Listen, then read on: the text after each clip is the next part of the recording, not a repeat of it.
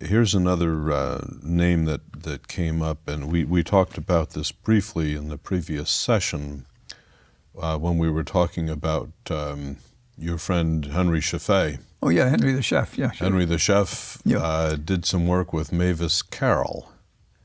And Mavis Carroll was a lead statistician maybe the only statistician for a while at General Foods up in Tarrytown, New York. Yeah.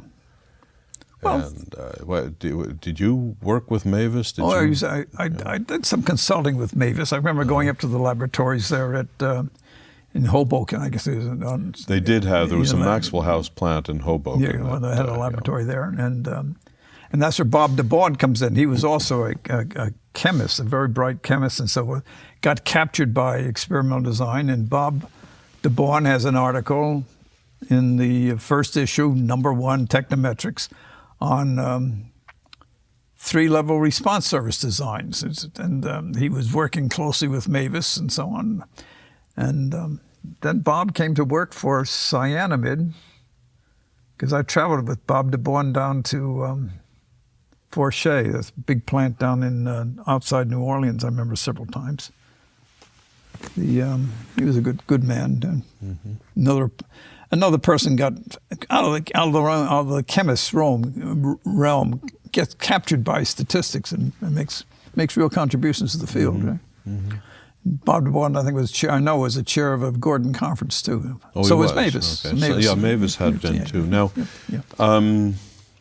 Mavis is one of the early women. Was she inspired by Miss Cox, or was she? No, I don't think so.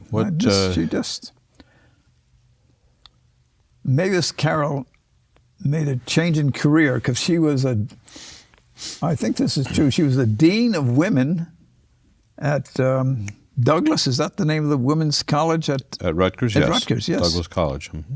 And she had acquired an administrative post of that size and responsibility at Rutgers. It's pretty impressive. Yeah. It is impressive. Mm-hmm. But now why did she leave that and turn out to be a statistician working at? I have no idea what the explanation of that is.